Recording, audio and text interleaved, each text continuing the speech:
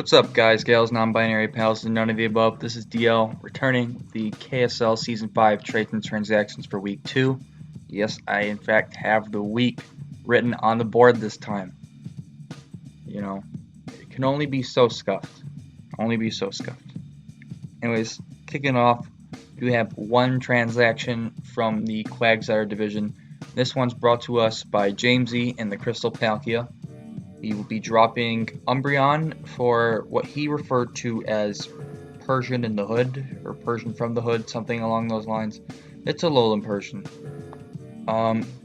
So this is going to give him, obviously, some more speed, that nice 115 base speed stat.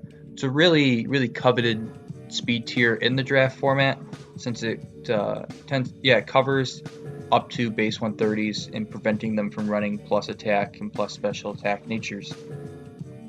And then it just covers so much in between, the 100 to 130 speed range, which fills in his speed tiers pretty nicely in between the Tapu Koko at 130. He has Serperior at 113, but it's another nice fast threat for him. Really builds the momentum. Umbreon is a sort of slow, fat Wish Passer cleric that didn't really fit the more offensive playstyle that, even if not necessarily what Jamesy's team was forced into, it's what Jamesy's more comfortable with, I'd say. So a more offensive playstyle.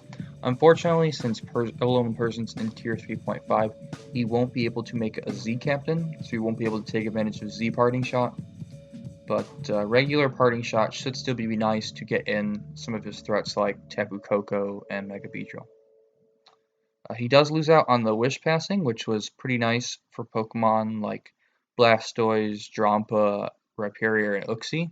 So a little, definitely some things lost here, but things gained as well. And next up, what's this? What is this?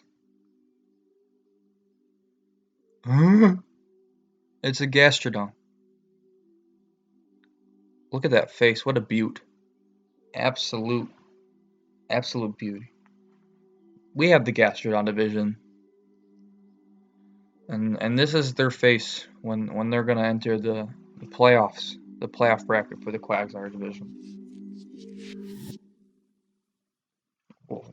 It's that sheer look, shock, disbelief, terror, confusion, but also strength. The first one, we got Jimny and the Montreal Floettes using all of his transactions, actually.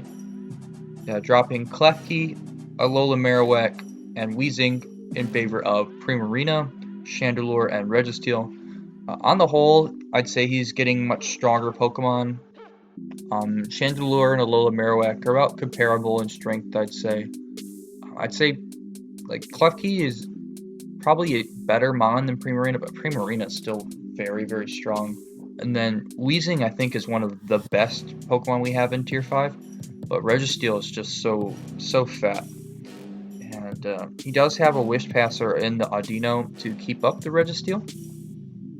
Sort of similar to the Regimola cores that you saw in UU and Gen 6, but definitely a budget version of it. Chandelure gave him some more offensive presence. I mean, Alola Marowak obviously is very strong, but Chandelure is a lot faster, a lot more splashable. And Primarina, just those two gives him a lot of very strong special breaking power, to add alongside Tornadus T to really help facilitate Mega Gallade as the star of the show, as well as Zeraora. He has a very relentless offense now. He was, my main critique of his draft was that it was just a very slow semi-stall that was very weak to very traditional ways of breaking that. And these Pokemon, these two special breakers do a good job of getting him some more speed control, with Scarf Chandelure obviously being a very threatening set, though he does lose out on Prankster Thunderwave from Klefki. But he has a more offensive draft now, which can definitely help him in a lot of matchups. And then, yeah, he loses a rocker and a little Marowak, but Registeel is obviously a much better stealth rocker. Losing Weezing is kind of unfortunate for this team, as I believe he no longer has any poison type on his team. So things like Toxic Spikes could be very threatening. I mean, obviously Weezing doesn't absorb Toxic Spikes in the first place since it has Levitate, but he also loses his own Toxic Spikes, which I thought were very valuable on his team, really helping Pokemon helping his sort of semi-stall playstyle very, very well. And with him having the Rapid Spin support from Donphan, allowing to keep up his own hazards while removing his opponents. So yeah, Weezing I think will definitely be missed, but I think the Chandelure is a really nice pickup, and the Primarina, I'm not sure about that one. Like, it seems like he was a little worried about a fire weakness. I mean, obviously he picks up a new steel type in Registeel, so that's probably it. But he has two rather slow water types now between Slowbro and Primarina. I mean, they do obviously different jobs most of the time, but I guess this is what the best fairy he could find as a replacement for Klefki, which is fair because Primarina is definitely a lot of value for a tier 3 pick. So I definitely think that these changes will help his team. So next up we have Folksy, who's dropping Kommo-o for Mimikyu. This is a bad transaction, to be honest. He already had a fairy type in Togekiss, but he is losing the double dragon that he had between Kommo-o and Zydog. But the thing is, his team is so ridiculously electric weak. And this is after he got smashed by Tapu Koko week 1. Kommo-o was his best electric resist. I mean, obviously Amoonguss actually is better, but now it's only Amoonguss, Zydog, which is very frail and 4 times weak to ice, and Alolan Raichu. That's his lineup to take on electric types. So if something beats Amoonguss, he's gonna get Volt Switched all over the place, especially by faster electric types, which can beat, which don't have to predict against Psyduck. So I'm not a fan of this. I think he went for this because Mimikyu is a cool Pokemon and can help, stop him from getting swept, which is, he kind of just got rolled week 1. He also loses a Stealth Rocker, which his team's actually sort of running short on those now. Yeah, because, wait, it's just Alolan Sandslash now. Yeah, this is bad. Next up, we have Hado and the Houston Honchkos dropping Licky Licky for Electivire. This is a pretty good transaction for the most part. He has a Wishpasser in Jirachi already on his team, so Licky Licky was nice as a second Wishpasser, which was, kind of freed up his Jirachi to play some other roles. But it seems like Hado is pretty comfortable using more defensive Jirachi sets, and Electivire does give him much better offensive presence. Just he had a pretty rough time breaking a lot of teams. Like Hydreigon is his only real breaker that he had, and Electivire is a pretty nice piece with good coverage between the elemental punches. Earthquake gets fighting coverage, of course Wild Charge, it still gets Volt Switch for momentum, and improves his speed tier somewhat. So it just gives him some more options to run a more offensive build. And Licky Licky, I'd say, was kind of outclassed by some of his other defensive options on his team in quite a few matchups. So I think this is definitely a good pickup for Hado.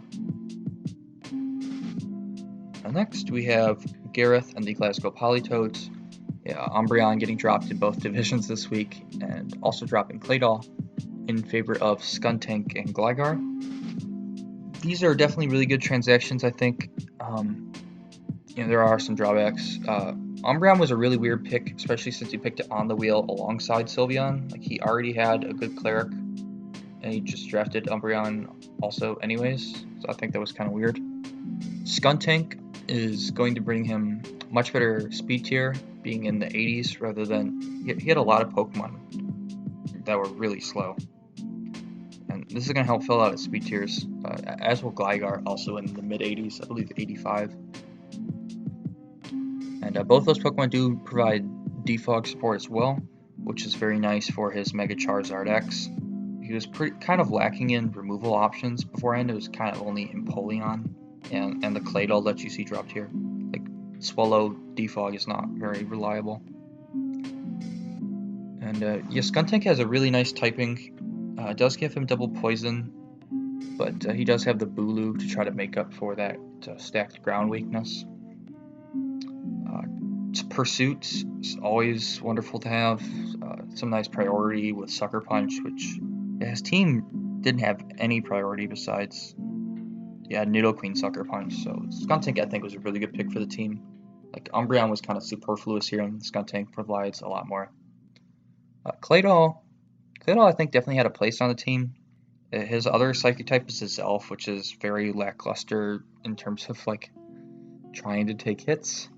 Like as a bulky Psychic, so a lot of people like to draft a secondary Psychic type to better handle certain mons, but Gligar is able to take on a lot of the typings that Claydol usually does, with the exception of being much weaker to, say, fighting types with ice coverage, like, say, Mega Gallade. But it's not like Claydol was really beating that anyways. So I think that very good fighting types that get good coverage will be a very, very big threat to Gareth.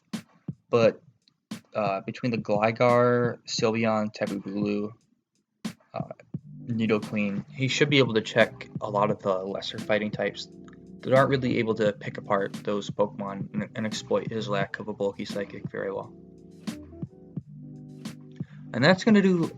That's gonna be all for this week's trades and transactions. Hope I explained some of the reasonings here. Gave some good insight as to why they might make these transactions, whether or not I think they're going to help or hurt. And thanks for watching. Take care.